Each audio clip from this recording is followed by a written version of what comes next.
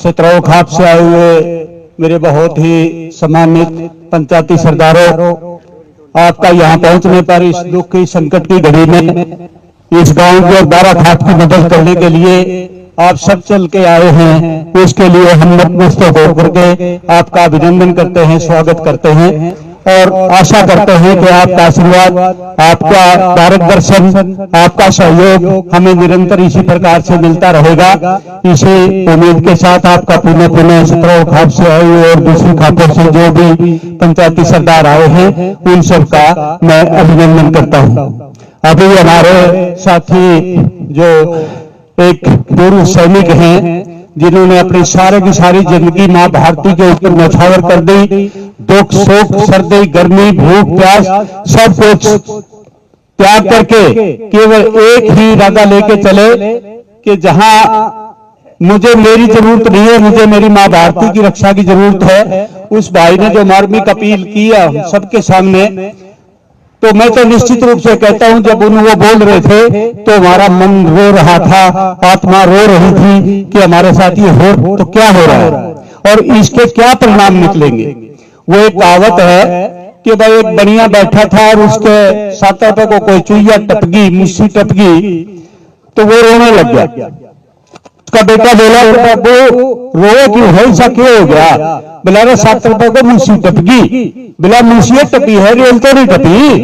बिला मुस्सी की तो कोई बात नहीं, लेकिन मुझे डर तो यूं है कि यूं गाड़ियारा हो जाए, अरे को रेल गाड़ी सारा सौदा 7 रुपए को चल लग गया तो फिर के करागे। तो बात ये मामूली नहीं है पंचायती सरदार, कोई इसको बहुत हल्के में ले रहा हो कि वे मर्डर हो रहा है। ये 12 खाप और बुढ़ाना के लोग जो हैं यहाँ धरना जमा के बैठ गए हैं, ये केवल बुढ़ाने की समस्या नहीं है, ये केवल 12 खाप की समस्या नहीं है, ये समस्या मानव समाज की है।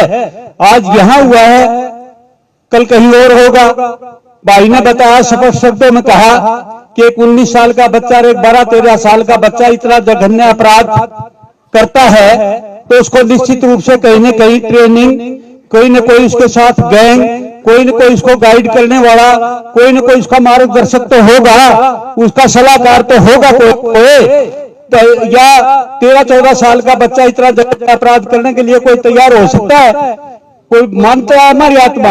बिल्कुल नहीं। इसके पीछे एक बहुत बड़ी साजिश है, बहुत बड़ा गैंग है और वो गैंग जो है इस मानव समाज के लिए घातक है जब तक वो बाहर रहेगा।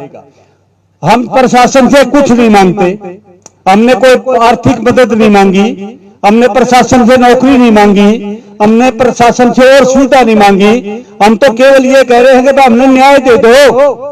हमने जो 10 दिन के 12 दिन के भीतर एक आदमी और एक औरत की जो नृशंस हत्या कर दी गई, जो बिना दोष के, देखो आदमी लड़ाई में मारा जावे अलग बात है, बैर विरोध हो तब मारा जावे अलग बात है, इस प्रकार का आपस में उलझन हो तब मारा जाए तो भी अलग बात है।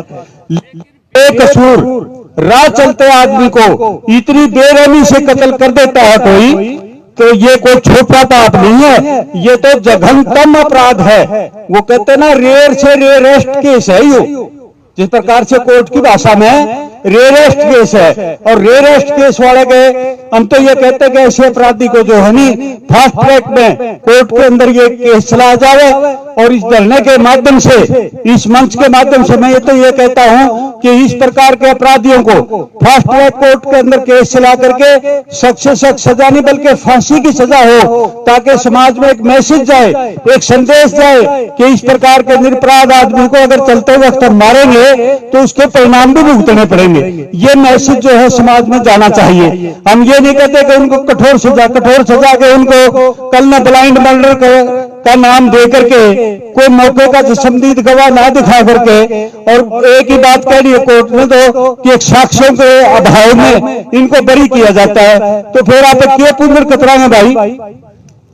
कोर्ट ने तो सिर्फ ये कहना है कि साक्ष्यों का अभाव है। इस साक्ष्य उसका तो रिकॉर्ड खड़ा हुआ जो राह चलता उसने मारा है, तो अगर कोई दूसरा आदमी होता तो तू मारने क्यों देवे, या उसी दिन उसका पता लग जाएगा किसने मारा है। तो ये सारे की सारी कानूनी प्रक्रिया जो है ना भाई, ये इस मानव समाज के लिए घातक है। और फिर कल भी मैं कह रहा था और आज भी कहने लग रहा हूं, हम किसी जाति पाति की बात नहीं करते। जाति पाति ये 36 बिरादरी गांव को राम बोले हैं और गांव को राम यूं नहीं बोलते। अब बाड़े को राम बसा थोड़ा है, लेकिन यहाँ के रहने वालों में, गांव के रहने वालों के आत्मा में राम बसता है। हम 36 बिरादरी के भाई, चाहे वो रीजन कौन से है, चाहे ब्राह्मण है, बढ़िया है, जाट है, कोई भी है, सारे के साथ जो है भाईचारे के साथ रहते हैं, एक दूसरे का दुख सुख बांटते हैं, एक दूसरे के तकलीफ में काम आते हैं। ये हमारे गांव का कल्चर है।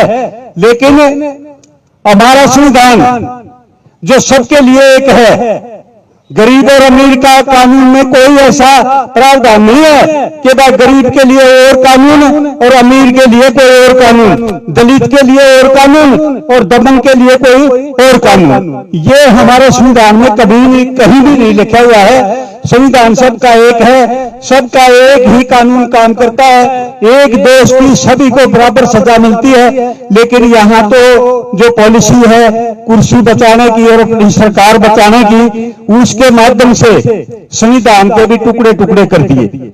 गरीब के लिए और कानून, दलित के लिए और कानून, दबंग के लिए और कानून। कल हमारी घटना हुई, उसके अंदर गांव की छावनी बना दी, 103 बच्चों को, निर्दोषों को गिरफ्तार कर लिया, 12-13 बच्चे अपनी उम्र कैद की सजा काट रहे हैं।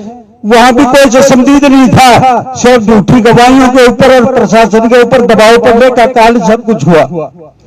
हमारे अंदर एक कमी है कि भाई एकता का जो समय आता है तो हम कहीं एक दूसरे की काट छाट के ऊपर ज्यादा ध्यान देते हैं। कमेटी जिस तरह से बना दी, सबकी सहमति से कमेटी बना दी, भाई ये 5 आदमी 11 आदमी है, सारे के सारे हजारों आदमी तो कोई फैसला नहीं ले सकते।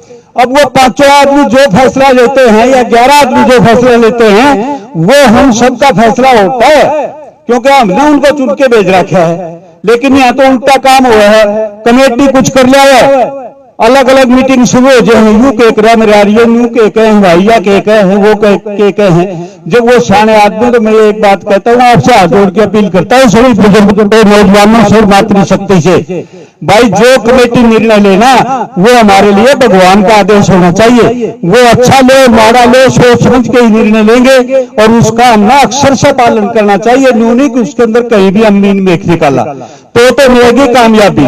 और ये नहीं है कि हम बैठे, हमारे बीच में सीआईडी के बैठे हैं, हमारे बीच में उनके गुर्दे भी बैठे हैं, हमारे बीच में ऐसे लोग भी बैठे हैं, हमारी अभिभूति सारे की सारी जो है भी शाम को पहला अपना काम बताने वाला हमारे बीच में बैठे हैं। तो हमने उनसे भी सावधान रहना है, बोलते वक्त भी समझ के साथ बोलना है। सिर्फ बोलने के लिए नहीं बोलना चाहिए, जो बोलते हैं वो तर्क संगत होना चाहिए। किसी विषय के ऊपर जो हम बोल रहे हैं उसके अनुसार ही हमारे से बात निकलनी चाहिए, तब तो हम भाई कहीं न कहीं सफलता की तरफ बढ़ सकते हैं। और अगर हमारी सबकी सोच अलग होगी, एक दूसरे की लेग पुलिंग पे चल देंगे, एक दूसरे की टांग खिंचाई करेंगे, या बारा खाप ने के कर दिया या गांव की कमेटी ने के कर दिया, ये हो गया कि सबके ने, ये बातें मन से हमने निकाल करके आगे बढ़ना होगा, तब जाके कहीं हमें सफलता मिलेगी। और ये आंदोलन आज ही खत्म होने वाला नहीं है साथियों। कोई ये समझता हो कि हम 2 दिन बैठे हैं प्रशासन चौड़े पार कर लेगा, ऐसी बात नहीं है। प्रशासन जो है नहीं पूरा हिला के हमने देखेगा भाई में कितना दम है। तो आज सिर्फ 2 खाते आई हैं। मैं प्रशासन को, यहाँ कोई सीआईडी का भाई बैठा हो या प्रेस के माध्यम से एक संदेश देना चाहता हूं कि इस धरने को प्रशासन सरकार हल्के में बिल्कुल ना ले, बिल्कुल हल्के में ना ले। इसके इतने घातक परिणाम भुगतने पड़ेंगे, सारे के सारे रास्ते बंद हो जाएंगे। प्रशासन को कहीं घुसने की, आने की, सरकार को आने की, बात करने का भी किसी को मौका नहीं मिलेगा। हमने इसको अपने लेवल तक 12 तक सीमित नहीं रखना। हरियाणा के अंदर सैकड़ों खाते हैं और सैकड़ों खातों की हमदर्दी हमारे साथ है। क्यों? क्योंकि गेंद हमारे पाले में है, आदमी मारे मर रहे हैं, जिसके आदमी मर रहे हैं उसमें कहीं जाने की जरूरत नहीं भाई। हम क्यों जावा किसी मंत्री के पास, क्यों जावा किसी संतरी के पास? अगर उनको हमदर्दी है और वो कुछ करना चाहते हैं, वो खुद चल के हमारे पास आओ और ये कहो कि भाई चलो ये हुआ है, इस कमी को हम इस तरीके से कहीं पूरा करने का या आपकी जो भी है उसका पूरा करने की बात करेंगे। एक बार बार वक्ता कहते हैं कि हमें जवाब चाहिए। मैं स्पष्ट रूप से कहता हूं सरकार को भी, प्रशासन को भी, हमें जवाब नहीं चाहिए, हमें कार्रवाई चाहिए। हमें कार्रवाई चाहिए। प्रेस वाले भाइयों इस बात को अच्छी प्रकार से नोट कर ले। हमने किसी प्रशासन का, सरकार का जवाब नहीं चाहिए न्यू कर देंगे, हमने तो उसका एक्शन चाहिए कि न्यू कर दिया, यूं गिरफ्तार कर लिया, इसके खिलाफ ये धारा लगा दी। ये सारी बात जब होंगी तब हम ये समझेंगे कि हमारा धरना जो है कहीं एक सफलता की तरफ बढ़ रहा है। पुण्य मैं मातृशक्ति का बहुत बहुत आभार व्यक्त करता हूं कि इतनी संख्या में माताएं जो हैं अपना काम धंधा छोड़ करके हमारे बीच में पहुंचे हैं। फिर से पुण्य हमारी 17 खाप के पंचायती सरकारों का, 12 खाप के विभिन्न गांव से आए हुए हमारे बुजुर्ग नौजवानों का मैं हार्दिक अभिनंदन करता हूं, स्वागत करता हूं और भाइयों अपील करता हूं कि इसी प्रकार से अपनी संख्या को निरंतर बढ़ाओ, यूनिटी दिखाओ, एक दूसरे के साथ कंधे से कंधा मिला करके। और हमने जो हमारे साथ अपराध हुआ है, जो समाज के प्रति एक गैंग खड़ा हुआ है, उसको बिल्कुल खत्म करना, उसको नस्ते नाबूद करना है, ये संकल्प लेकर के हमने चलना है। आप सभी का यहाँ पहुंचने पर, मेरी बातें सुनने पर आपका बहुत बहुत आभार व्यक्त करता हूं।